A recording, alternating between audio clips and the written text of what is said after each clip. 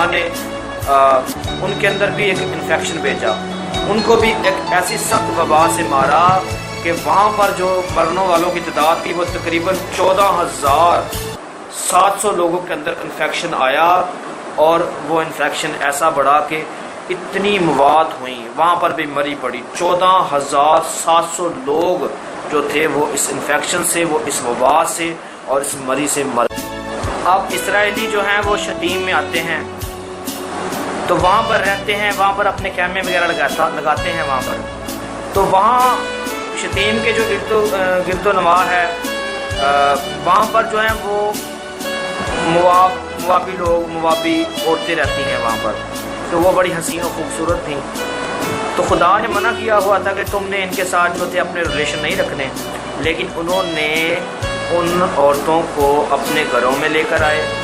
اور ان کے ساتھ جو تھے اپنے سیکشول ریلیشن رکھا، ان کے ساتھ جو تھی زنا کاریاں شروع کر دیں، بغیر شادی کے انہوں نے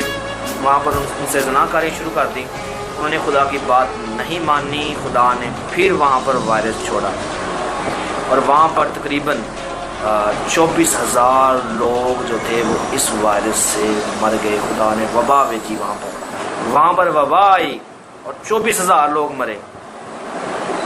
خدا جس بات سے منع کرتا ہے ہمیں منع ہونا ہے،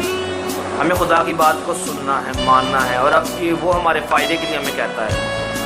لیکن جب ہم خود سے خدا بن جاتے ہیں، خود سے عقل مند بنتے ہیں، عقل مند بن کر بعد میں بیوقوف بن جاتے ہیں، ہمیں ایسی باتوں سے باز آنا ہے، خدا کی طرف رجوع کرنا ہے۔